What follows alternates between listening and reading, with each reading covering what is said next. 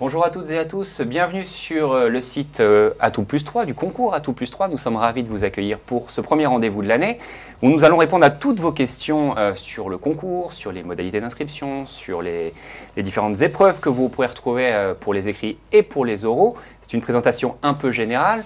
Et pour répondre à vos questions, nous accueillons deux éminents spécialistes du concours Atout Plus 3, Christian Chenel.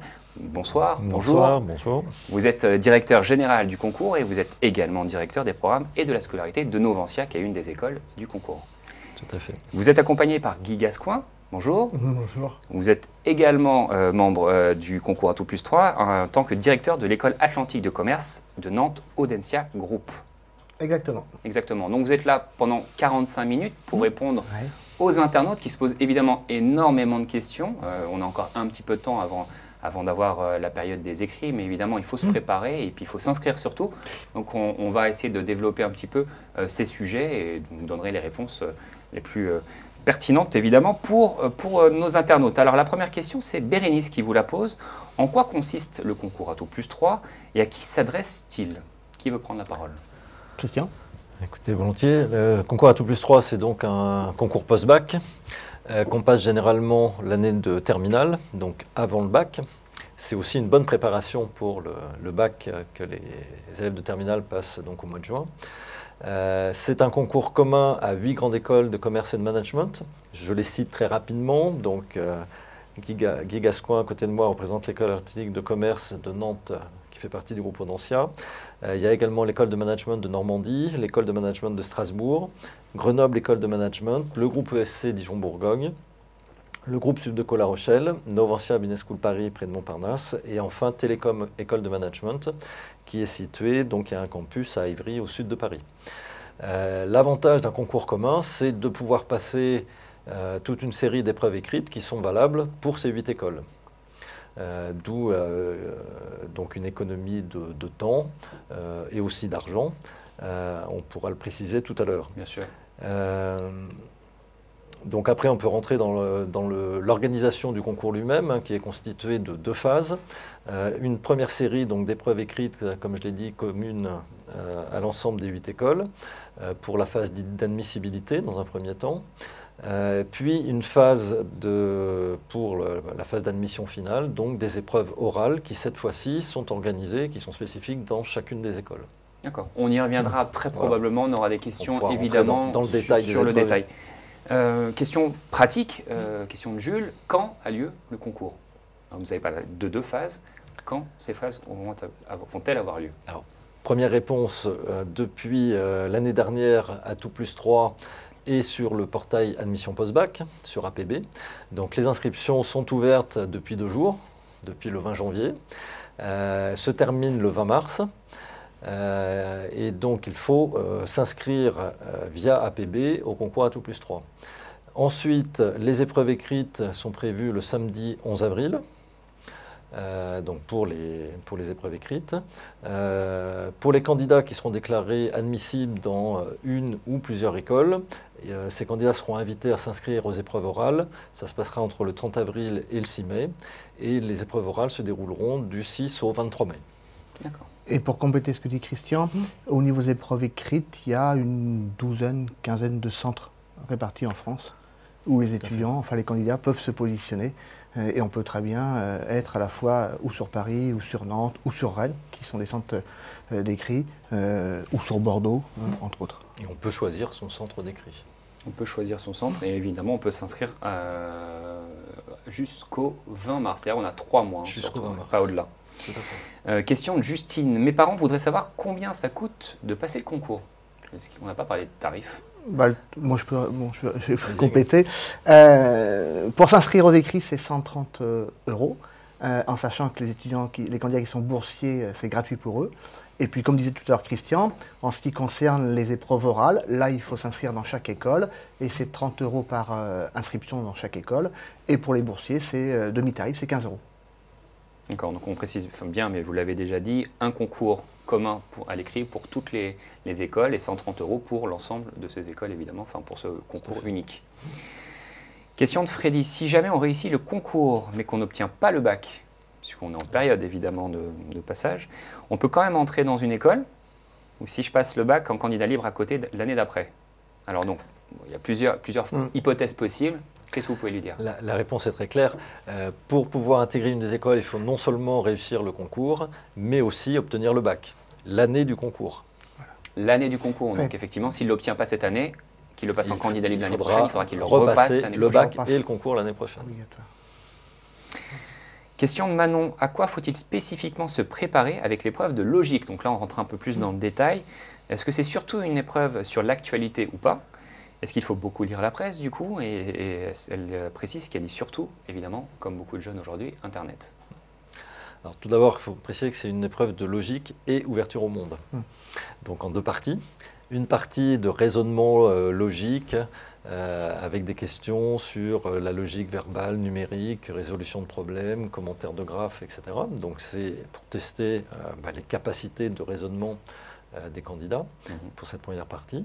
Et ensuite, pour la partie ouverture au monde, ce sont effectivement des questions d'actualité liées aux événements dans le monde, à la géopolitique, à la géographie, aux grandes personnalités, etc.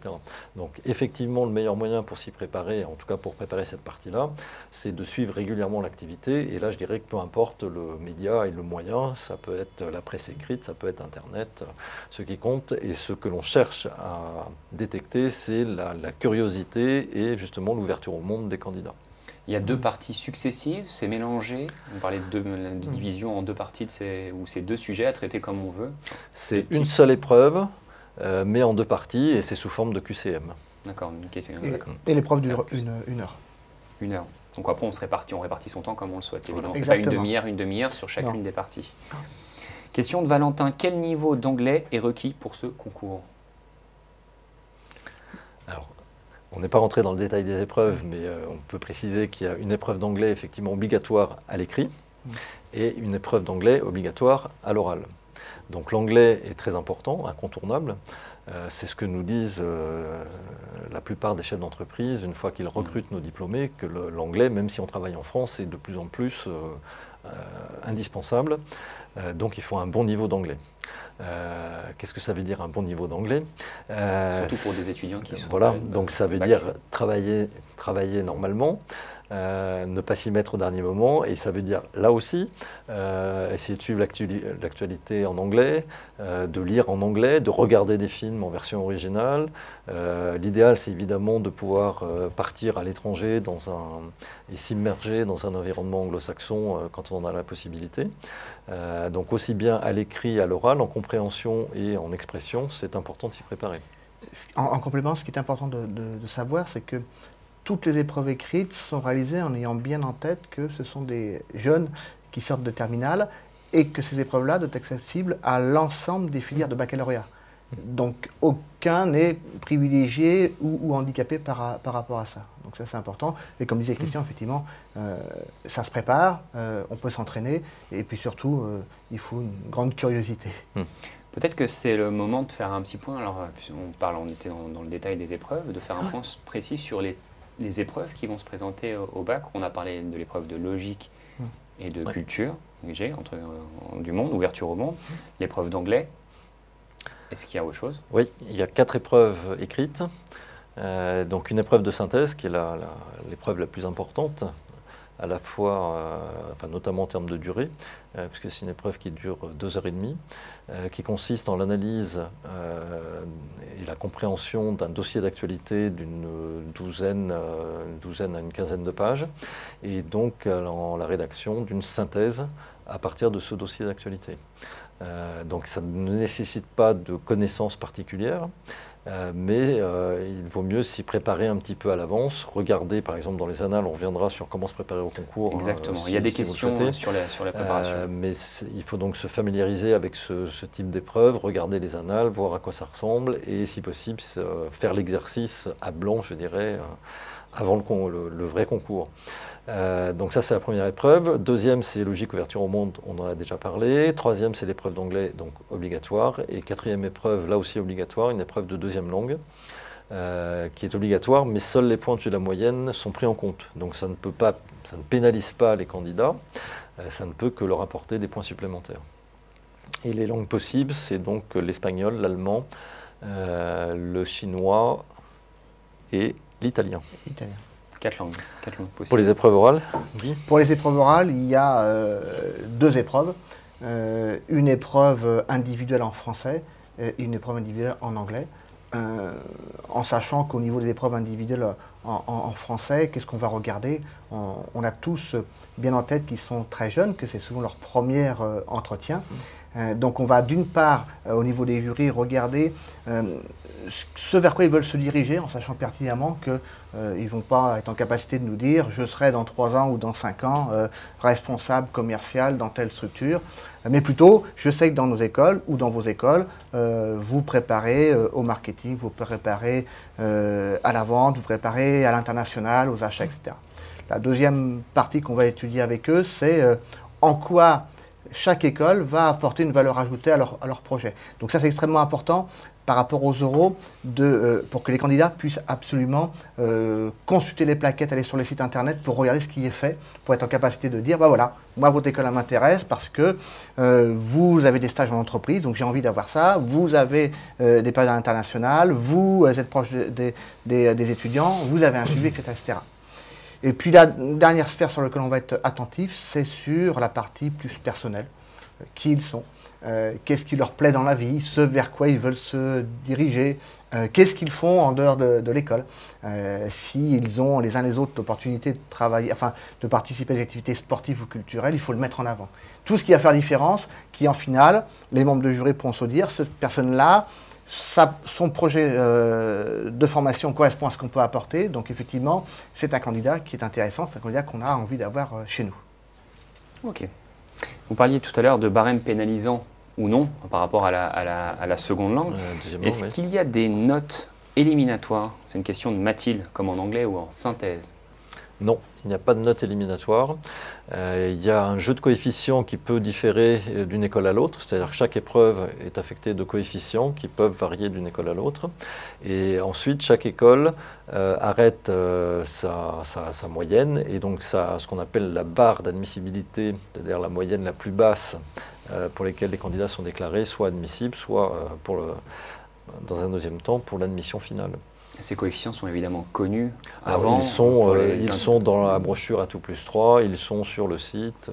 Ce qui fait que pour les mêmes épreuves, des portes peuvent s'ouvrir ou se fermer. Exactement. Et que, si au meilleur des cas, les 8 portes sont ouvertes, puis dans certains cas, il y en a 1, 2, 3 qui sont fermées. Et si on veut cibler plus spécifiquement une école, on doit s'atteler évidemment à du coup, bien travailler la matière qui rapportera le plus de points. Oui, maintenant... vous pouvez me dire non. Il n'y a pas un gros écart entre les coefficients d'une école à l'autre. Ce qui peut différer, comme disait tout à l'heure Christian, c'est les barres que mettent les uns et les autres.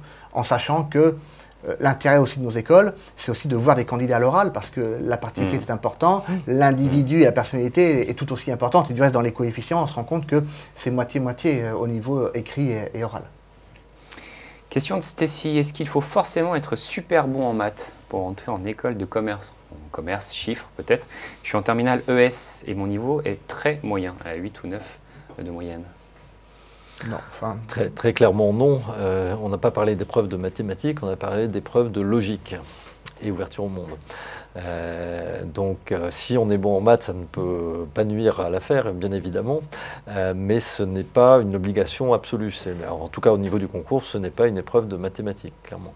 Non, on peut comprendre effectivement la question. On peut se dire, quand on veut faire du commerce, a priori, alors on ne parle pas de marketing, on parle de le commerce, qu'elle nous dit, on peut se dire qu'il faut a priori savoir additionner. Si on doit vendre quelque chose à quelqu'un, il vaut mieux lui donner des chiffres qui sont corrects. On est bien d'accord. C'est pas forcément des mathématiques au sens strict du terme. Effectivement. C'est une capacité de raisonnement, c'est une capacité, etc.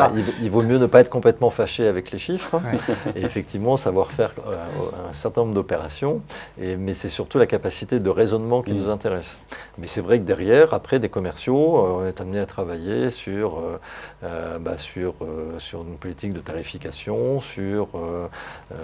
pour des futurs entrepreneurs, sur des business plans, etc. Donc effectivement, il ne faut pas être complètement fâché avec les chiffres. Oui. Ce qu'il faut savoir, c'est que dans les profils que l'on voit, et dans les écoles en particulier, la grande majorité sont issus de filière ES, ce qui est une suite plutôt logique, mais bon nombre des étudiants sont issus de filière S aussi, et quelques-uns de filières techniques. Et tous ces étudiants-là, s'ils travaillent, si on les a recruter, c'est qu'on pense qu'ils ont le potentiel pour réussir. Après, c'est une question d'investissement tout au long des 3 années, mais il n'y a pas de raison que ça ne marche pas. Il n'y a pas de barrage à l'entrée, en tout cas, effectivement, quelle que soit la filière de laquelle vous provenez.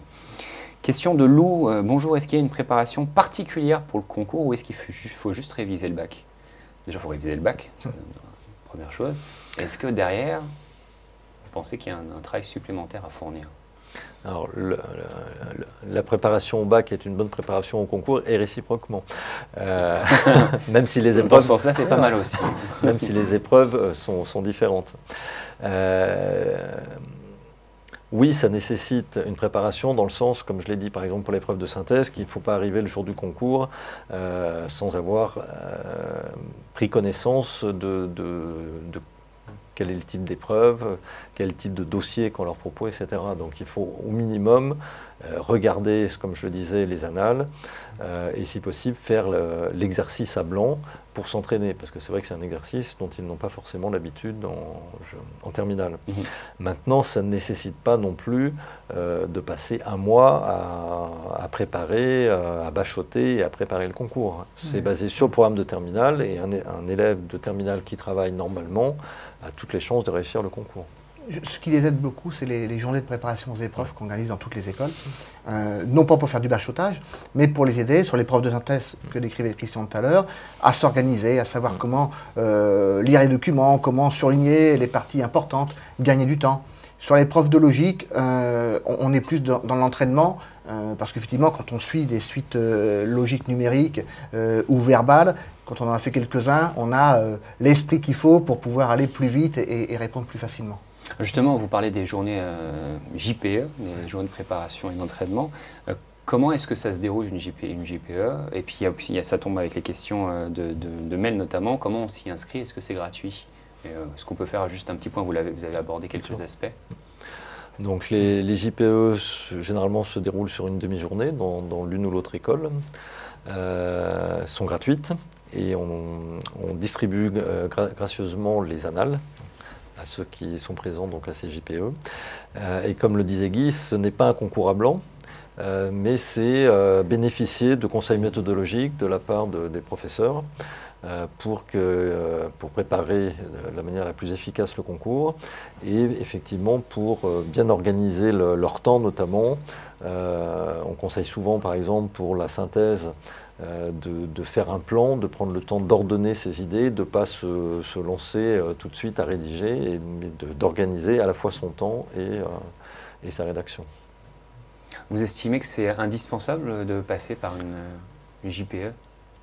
C'est pas indispensable, mais c'est un avantage. Il y a un autre avantage, c'est de venir au JPE, c'est aussi un des moyens de rentrer en contact avec l'école, avec les professeurs et puis avec des étudiants qui sont là. Donc déjà de ressentir les choses. On parlera certainement tout à l'heure des journées portes ouvertes et de l'importance de ces journées portes ouvertes, mais c'est vrai que de pouvoir déjà trouver le moyen de se déstresser, parce que c'est toujours stressant, en plus c'est sur les périodes où on est en pleine révision de baccalauréat également, donc ça rajoute un stress au stress, donc il faut trouver le moyen de se déstresser en ayant toujours bien en tête que quand on recrute, que ce soit à l'écrit ou à l'oral, les candidats ont envie d'entrer dans les écoles, et puis nous, en tant que recruteurs, on a envie d'avoir des bons candidats et de les faire entrer dans nos écoles aussi. Donc c'est du gagnant-gagnant, et charge à nous, au niveau des euros, à les mettre dans les meilleures dispositions possibles pour qu'ils donnent le meilleur d'eux-mêmes. C'est pas très difficile de mettre une personne en difficulté, mais une fois qu'elle est en difficulté et qu'elle ne peut plus répondre, on n'apprend pas grand-chose. Donc c'est les mettre dans les meilleures dispositions possibles. Et puis, dernier point, on parlait tout à l'heure d'APB, on va y revenir.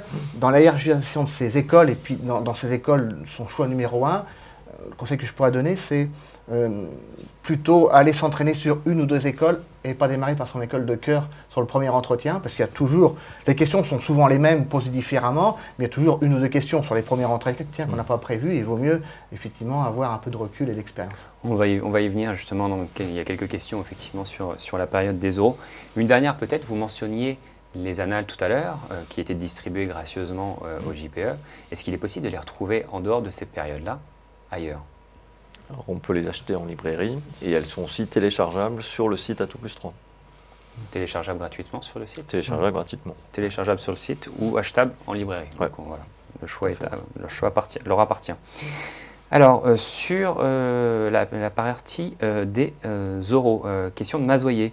La composition des jurys varie-t-elle beaucoup d'une école à l'autre?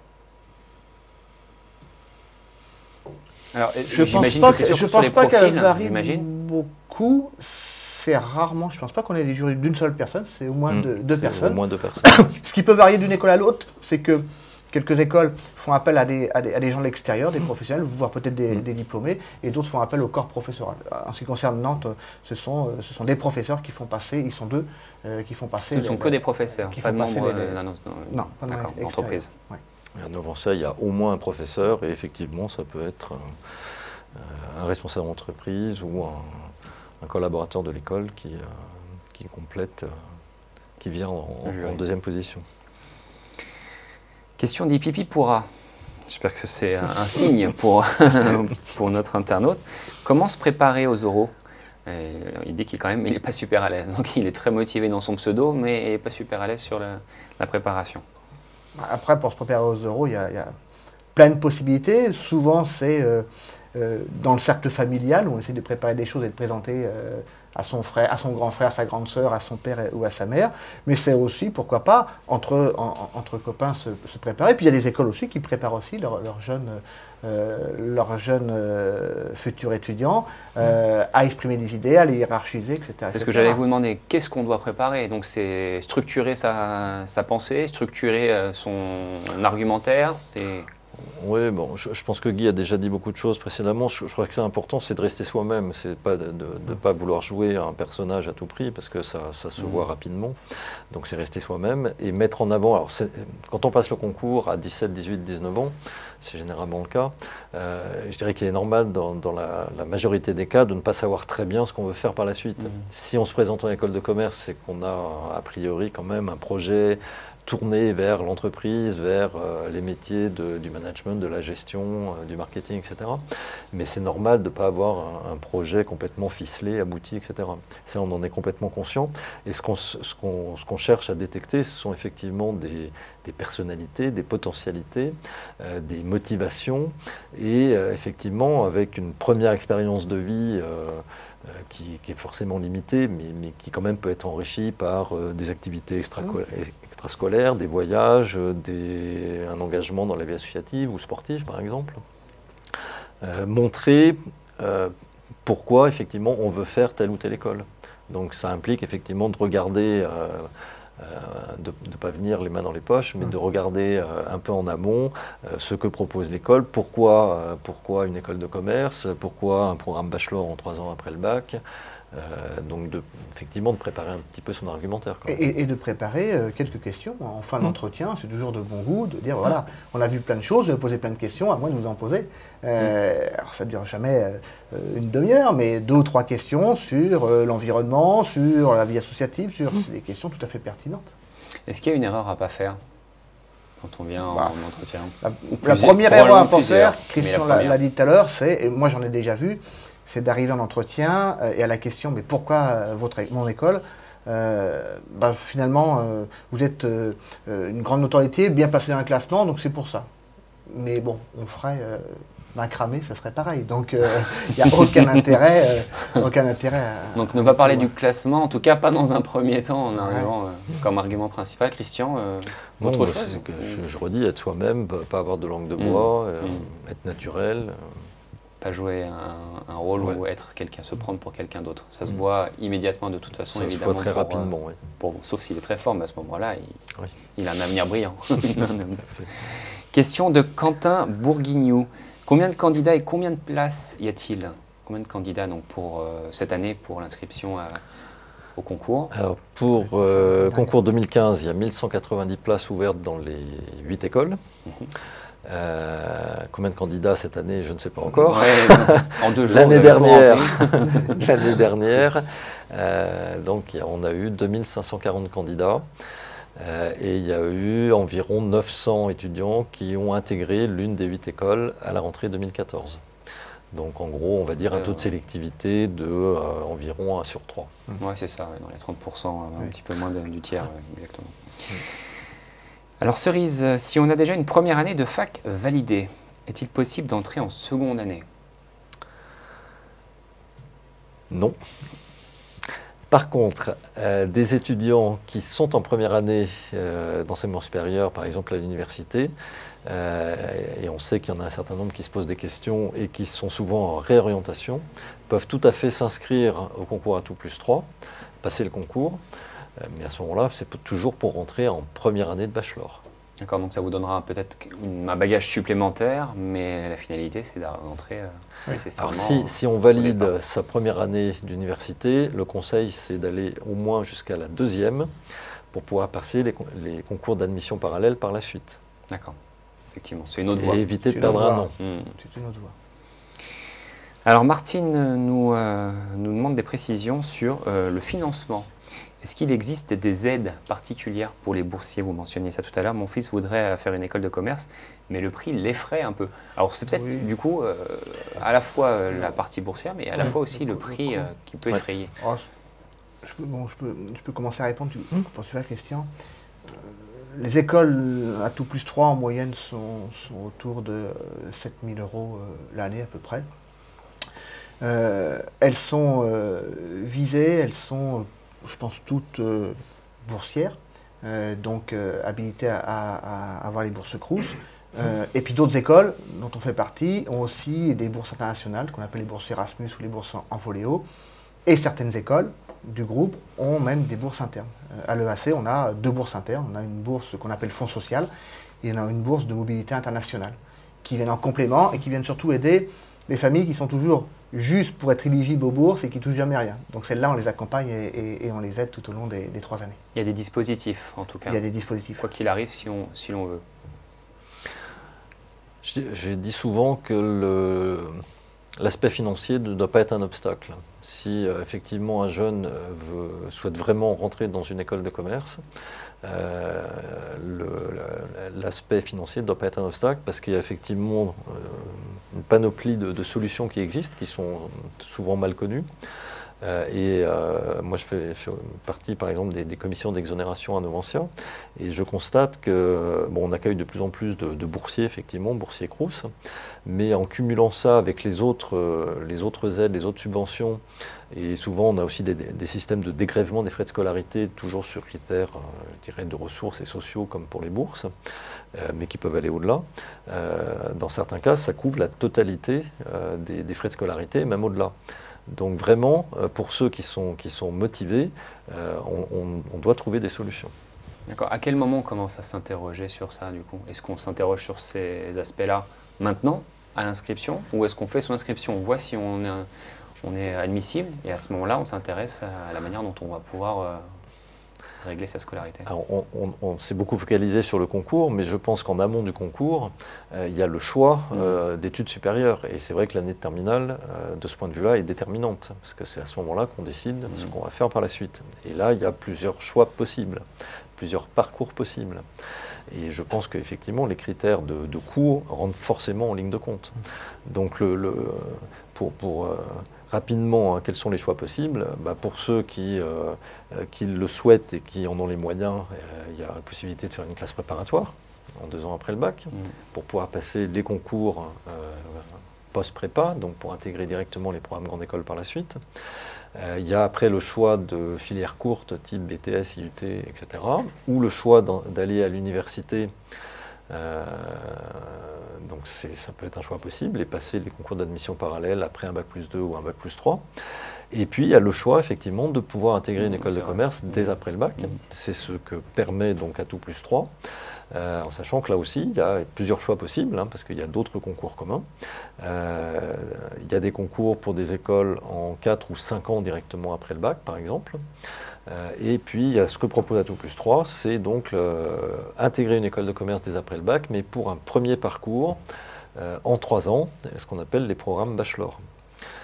L'intérêt du bachelor, de faire un bachelor, c'est non seulement donc d'intégrer une école de commerce après le bac, de bénéficier de tous les moyens, de tous les atouts d'une école de commerce, on pourra le développer par la suite si vous le souhaitez, dès après le bac, mais c'est aussi et surtout de pouvoir obtenir un diplôme au bout de 3 ans. Reconnu, c'est le visa, diplôme visé par le ministère de l'Enseignement supérieur et de la Recherche, donc reconnu non seulement en France mais à l'international, et c'est très important pour les poursuites d'études par la suite. Donc obtenir un premier diplôme à Bac+3 et ensuite avoir le choix, soit de commencer à travailler, et il y a encore un nombre très important d'offres et d'entreprises qui attendent et qui ont besoin de jeunes à ce niveau-là, qui sont prêts à s'investir, à s'engager dans les différentes fonctions d'entreprise, soit, et c'est le cas majoritaire aujourd'hui, de poursuivre vers un Bac+5. C'est un des points forts des écoles du concours Atout+3, c'est effectivement de permettre cette double option, de pouvoir réfléchir sur les 3 années, de progresser, d'avoir un projet professionnel qui prend forme au fur des 3 années, et de se dire, je fais 3 années, finalement j'en ai assez des études, je veux prouver en entreprise ce que je suis capable de faire et de rentrer directement dans l'entreprise, ou au contraire de se dire, mon projet professionnel fait qu'il me manque encore 2 années complémentaires, et de poursuivre derrière après avec un Bac+5, mais finalement la formation n'est qu'un moyen d'arriver à un objectif, donc le plus dur c'est de déterminer l'objectif. Une fois qu'on a l'objectif, on trouve toujours le moyen d'y arriver. Donc on les accompagne au fur et à mesure des 3 années à trouver cet objectif-là, et c'est vrai que bon nombre d'étudiants aujourd'hui, liés aussi aux qualités des écoles et puis au potentiel des étudiants, ne s'arrêtent pas à 3, mais rentrent à 5, en sachant que sur le marché de l'emploi, il y a largement de quoi faire pour des Bac+3. Il y a Aurel qui rebondit justement sur le bachelor, ce que vous dites. Une fois qu'on a intégré un bachelor et si on estime qu'on s'est trompé d'orientation, est-ce qu'on peut changer en cours de cursus? Est-ce qu'on peut se réorienter? Vous parliez d'hier, on peut faire 3 ans et s'arrêter. Au cours des 3 ans, si on veut modifier son parcours, est-ce que c'est possible? C'est une bonne question. Il vaut mieux s'en apercevoir rapidement. On peut toujours changer. Enfin, en général, quand on s'en aperçoit, c'est souvent au cours de la première année. En disant finalement, et moi j'ai déjà eu des cas de jeunes, notamment une jeune fille qui, au bout de 2-3 mois, était venue me voir en me disant, bah, finalement, c'est pas ce que je veux. L'école est très bien, mais c'est pas ce que je veux faire. Parce qu'avec un peu de réflexion, moi je veux être infirmière. Bon, bah, elle a quitté l'école, elle fait son école d'infirmière. Mais c'est vrai que c'est un peu ce que vous disiez, on s'adresse à des jeunes qui sont en pleine construction au niveau du lycée et qui n'ont pas forcément du coup le choix clair nécessairement à la sortie du bac. Si on se débrouille bien, l'heure du recrutement, on essaye d'éviter ça. Mais en recrutement, il faut rester humble, on se trompe. Tous les ans, on se trompe. Il y a plein de candidats qu'on ne prend pas et qui seraient de bons candidats, puis il y a toujours un ou deux où on se dit, tiens, finalement, est-ce qu'on a bien fait de le prendre? Mais dans les questions que l'on pose, c'est aussi pour éviter que des personnes aillent sur de mauvaises voies, parce que c'est du temps, puis parce que c'est de l'argent aussi pour les familles. Oui, pour chacun. Alors, pour répondre plus à fond à la question, donc nous sommes sur le système européen avec des crédits ECTS. Donc chaque année, c'est comme à l'université, et chaque année, il faut obtenir au minimum 60 crédits ECTS. Donc la question, c'est l'éventuelle équivalence qu'il pourrait y avoir avec un parcours universitaire. Mais là, je ne peux pas répondre parce que ça dépend de chaque université. Et là, je ne suis vraiment pas sûr de la réponse. À vérifier. Donc à vérifier. Et effectivement, il vaut mieux s'apercevoir rapidement effectivement qu'on s'est trompé de voie. Maintenant, ce que je voulais souligner, c'est aussi l'intérêt du bachelor en 3 ans. C'est justement, je disais que les jeunes à 17-18 ans ne savaient pas forcément ce qu'ils voulaient faire, mais l'intérêt du bachelor, c'est aussi qu'on les accompagne pour mûrir leur projet et construire leur projet à la fois personnel, professionnel, leur projet de vie, découvrir les différentes facettes de l'entreprise, les différentes fonctions, être immergé dans l'entreprise à travers les stages, où on n'a pas parlé de l'apprentissage, mais c'est aussi un moyen de financer ses études. C'est vrai. Et après, donc, de faire le choix le plus éclairé possible, soit pour commencer à travailler, pour choisir donc, un secteur d'activité, une entreprise, soit pour choisir souvent une spécialisation au niveau du master. La plupart de nos écoles ont des parcours différenciés. C'est ça qui est intéressant. C'est-à-dire en parallèle de l'accompagnement personnel et professionnel, eh bien, certains vont donner des teintes plus internationales à leur cursus, d'autres plus typiques, en sachant qu'en finale, l'objectif, il est qu'à la fin de ces 3 ans, ils puissent se dire « j'ai appris des choses, je sais ce que je veux faire et je sais que je vais le mettre en application immédiatement ou après 2 ans d'enseignement complémentaire ». Là, on a quelques internautes qui se projettent aussi, comme vous le faites là, au-delà du concours et qui sont déjà donc, dans la perspective d'être intégrés. Je voudrais savoir à partir de quelle année je pourrais faire de l'alternance et comment se répartissent les heures cours et les heures entreprises. C'est une question de Johan. Alors, à l'heure actuelle, c'est possible en 3e année, c'est-à-dire que ce n'est pas possible pour les 3 années de bachelor. Pour la simple et bonne raison qu'il y a quand même une crise persistante en France et que se placer pour 3 ans en apprentissage, c'est franchement pas facile. Donc c'est clairement pas le choix qu'ont fait les écoles. Et je pense qu'il est aussi nécessaire d'acquérir des fondamentaux, etc. Donc là, c'est pas accessible dès la première année. Par contre, souvent c'est en 3e année et à Novancien, on a ouvert cette année dès la 2e année. D'accord. À l'École Atlantique de Commerce, on est en alternance, comme dit Christian, en 3e année. Et le rythme de l'alternance, c'est 1 semaine à l'école, 2 semaines en entreprise. Sur une filière métier qu'on a ciblée qui s'appelle management commercial. Alors, question de Mélanie sur un autre sujet, l'expatriation. Est-ce que ça peut intervenir en première année, l'expatriation? C'est une de ses motivations principales pour intégrer une école de commerce. Tout à fait, c'est même obligatoire aussi bien à Nantes qu'à Paris. Et à Nantes, sur une période 6 mois. Sur le AC, ils viennent juste de partir. Là. Sur le AC, tous les étudiants de première année partent entre 6 à 8 semaines à l'étranger. Après, une fois qu'ils sont revenus, en 2e année, ceux qui veulent aller plus loin peuvent faire un semestre d'études à l'étranger, leur stage 2e année à l'étranger également. Donc oui, dans toutes nos écoles, la partie internationale est un des fils conducteurs. Alors certaines vont plus loin que d'autres, mais toutes, en tout cas, ont cette ouverture internationale. 1 à 2 mois en première année et 6 mois environ au moins en seconde année. Et puis 3e année... On a même, et quand on parle d'expatriation, il y a plusieurs formules. Là, on parle de stage donc obligatoire dès la première année. Mais il y a aussi la possibilité de partir dans une université partenaire pour un semestre académique, voire une année complète en 3e année, pour obtenir un double diplôme, parce qu'il y a aussi des accords de double diplôme. Donc il y a plusieurs possibilités, plusieurs formules possibles. D'accord. Et c'est vrai que c'est une dimension très importante. On a parlé de l'anglais tout à l'heure pour le concours. C'est pas pour rien. Ouais. C'est parce que tous ces bachelors, tous ces programmes sont très orientés à l'international. Alors, indispensable, mais pas forcément obligatoire en termes d'insertion professionnelle. C'est-à-dire que indispensable d'avoir cette approche et cette culture, mais on a dans les écoles des gens qui ne vont pas vouloir travailler à l'international, qui vont travailler en France et travailler dans des secteurs très précis en France. Et puis d'autres qui seront acheteurs et donc avec une approche internationale, et d'autres qui seront commercial export et là complètement international. Vous disiez tout à l'heure qu'on était possible à l'issue des 3 années de travailler immédiatement en entreprise, évidemment, c'est le but de la formation. Koala vous demande s'il est possible de poursuivre ses études après. Est-ce qu'il y a des voies de spécialisation supplémentaires à l'issue de la formation? Bien sûr, on a même dit que c'était le cas majoritaire, parce qu'il y a entre 70 et 80% des étudiants à l'heure actuelle qui poursuivent à l'issue de leur bachelor. Donc simplement, effectivement, il faut repasser un concours. C'était ça, ouais. Il faut passer un concours d'admission parallèle, donc par exemple Passerelle, qui permet donc d'intégrer, Passerelle permet d'intégrer, enfin d'avoir le choix entre 12 écoles de commerce et de management. Donc effectivement, non seulement il faut obtenir, c'est comme pour être admis après avoir passé le concours post-bac à tout+3, il faut avoir le concours et avoir le bac. Là c'est pareil, il faut avoir le bachelor et réussir le concours d'admission. Puisque c'est un concours égal, effectivement, après. Alors, question d'Emma, comment bien choisir son école? Quels sont les critères de sélection? Alors, comment est-ce qu'on choisit parmi les 8 écoles? Pas parmi les 8, parce qu'il y a beaucoup plus que 8 écoles. Non, mais là, si on parle d'Atout+3. Ouais. Alors, déjà, en France, il y a un peu plus de 200 écoles de commerce. Il y en a seulement une trentaine qui font partie de la conférence des grandes écoles. Les 8 écoles membres d'Atout+3 sont toutes membres de la conférence des grandes écoles. Pour être membre de la conférence des grandes écoles, il y a un certain nombre de critères. Il faut délivrer des diplômes visés par le ministère de l'Enseignement supérieur et de la Recherche et par ailleurs être habilité à délivrer ce qu'on appelle le grade de master, donc qui est la plus haute reconnaissance en France au niveau des écoles de commerce. Donc ça c'est un premier critère et c'est un critère très important. Il faut vraiment que les jeunes vérifient quel diplôme ils obtiennent à la sortie.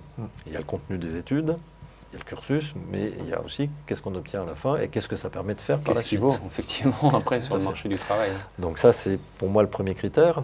Ensuite, il y a le programme lui-même, donc possibilité de partir à l'étranger, de s'expatrier, les stages généralement en fin de première, deuxième, troisième année, possibilité de faire l'apprentissage en deuxième ou en troisième année. Il y a donc proximité avec l'entreprise, il y a tout ce qui tourne autour de la vie étudiante et associative, donc l'implication dans dans un BDE ou plus largement dans des projets à caractère culturel, humanitaire, etc. Ce sont des éléments ça c'est important, oui, et ils sont différenciants. Et dans toutes les écoles Natou+3, il y a l'accompagnement au quotidien qui est extrêmement important. Quelle que soit la taille de l'école, on est sur des effectifs plus ou moins importants dans différentes écoles, mais toutes ont à l'esprit de pouvoir accompagner. Ils sont très jeunes, hein, les plus jeunes, lorsqu'ils rentrent à l'EAC, ils ont 17 ans, donc ils sont très très jeunes. Donc on démarre toujours par qui ils sont, quels sont leurs centres d'intérêt, quelles sont leurs forces, sur quoi ils peuvent travailler. Et puis après, très rapidement, on va parler de secteur d'activité, de métier, parce que même si on fait déjà un grand premier choix, c'est-à-dire qu'ils ont déjà décidé que c'était leur avenir dans la fonction commerciale au sens large du terme. Mais il y a plein de métiers différents dans la fonction commerciale, que ce soit les achats, que ce soit la vente, etc. Donc là, on les accompagne au fur et à mesure, et c'est une vraie valeur ajoutée, et il faut faire attention à ça. Après, derrière, eh bien, et ça peut faire une transition avec les portes ouvertes, il faut venir voir dans les écoles. Il faut ressentir, est-ce qu'il y a le feeling, est-ce que l'échange avec les étudiants qui sont dans l'école me donne envie d'y aller, parce qu'on a quand même y passé 3 ans. Donc, est-ce que je vais prendre du plaisir à faire ce que je fais? La notion de plaisir est importante. Quand on vient dans nos écoles, on doit être heureux le matin de venir, parce qu'on apprend des choses qu'on va mettre en place sur un dossier, qu'on va mettre en place sur un stage, et demain en entreprise. Donc, tous ces éléments-là font que, plein de facteurs qui sont liés à ça. Et puis derrière, il y a un facteur qu'il ne faut pas oublier, et c'est souvent les parents qui l'abordent aussi, c'est au-delà de la qualité de l'école, c'est le prix. Parce que malgré tout, c'est un des critères de sélection des parents. Vous parlez des portes ouvertes, on peut retrouver les dates quelque part sur le site? Les journées portes ouvertes? Sur le site des écoles. Et sur le site d'Atout+3, je pense qu'elles y sont aussi. Ils sont sur... Et sur la plaquette, ouais. En tout cas sur la plaquette distribuée. Question de Cyril, puisqu'on arrive bientôt au terme. Les promos font à peu près quelle capacité? Combien de personnes il y a dans une promo chaque année? Alors là, ça dépend des écoles. Hein. Il peut y avoir, je dirais que le minimum, c'est une trentaine, mais ça peut aller jusqu'à environ 300. Mais en sachant qu'il peut y avoir des cours en amphi, un certain nombre de cours en amphi, mais généralement les cours c'est entre 30 et 40 étudiants par groupe, donc on reste sur des petits effectifs. C'est ça qui est important. Effectivement, on regarde 150, 160 étudiants. À l'EAC, on travaille en 6e de promotion. C'est-à-dire qu'on ne dépasse pas, comme dit Christian, la taille d'une trentaine. Et en cours de langue, c'est encore plus petit parce qu'on travaille avec des groupes d'une quinzaine d'étudiants. Donc on a 12 en anglais, 12 professeurs de langue en même temps qui vont intervenir. Et ce qui est intéressant, si on rebondit sur le niveau de langue, qui fait toujours un petit peu peur à certains, il faut un niveau minimum effectivement pour passer le concours et pour réussir à avoir des points pour entrer dans l'école. Après, dans nos écoles, on fonctionne par groupe de niveau. C'est-à-dire qu'un étudiant qui est très bon, on va faire de sorte qu'il soit encore meilleur. Et puis certains ou certaines qui sont moins à l'aise, eh bien, on va faire de sorte qu'ils soient en capacité de s'exprimer. Et quand on est sur un groupe de 15 étudiants, on le fait, de s'exprimer en langue anglaise, de décrocher le téléphone. On parlait tout à l'heure de pouvoir faire son premier stage, que nous on appelle stage d'expatriation à l'étranger. Eh bien, les professeurs de langue aident les étudiants à faire des CV, des lettres de motivation, à décrocher le téléphone en langue anglaise pour pouvoir s'exprimer. Et puis c'est en pratiquant qu'on prend de la confiance et qu'on arrive à progresser, quoi. Très bien. Bah, écoutez, merci à tous les deux d'être venus sur le plateau ce soir. Merci. Peut-être avant de rendre l'antenne, un petit mot de conclusion. Chacun, un dernier conseil, une dernière information. Il y a une chose qu'on n'a pas dit et qui est extrêmement importante, on n'a pas trop parlé d'APB, admission post-bac. Au-delà de mettre le nom des écoles dans APB, parce que sinon ils ne peuvent pas postuler, c'est de mettre en vœu 1 son école de cœur. Oui. C'est-à-dire que si vous ne mettez pas cette école en numéro 1, si vous la mettez en numéro 2 en disant j'y arriverai pas parce qu'il y a beaucoup de candidats, si vous la mettez en numéro 2 et que le vœu numéro 1 est donné, même si nous on vous accepte, on ne pourra pas vous prendre dans l'école. Donc c'est le vœu numéro 1, donc son école de cœur en vœu numéro 1, indispensable. Très bien. Autre chose, Guy? Non. C'est un bon conseil en tout cas.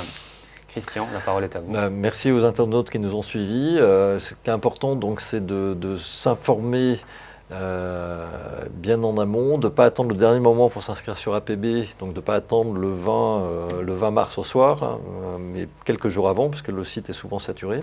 Et puis ce que je dirais en conclusion, c'est bonne réflexion, parce que le choix que vous allez faire détermine votre avenir, donc c'est très important. Et bonne préparation pour ceux qui, je l'espère, s'inscriront au concours Atout+3. Très bien. Merci. Merci à tous les deux. Merci à tous les internautes d'avoir été présents et d'avoir posé de nombreuses questions. Vous pouvez retrouver très rapidement le contenu de ce chat en replay sur le site Atout+3. Et si jamais vous avez besoin d'informations supplémentaires, il y aura un nouveau rendez-vous le 12 mars au même endroit. Bonne fin de journée ou de soirée et bon courage à tous. Au revoir.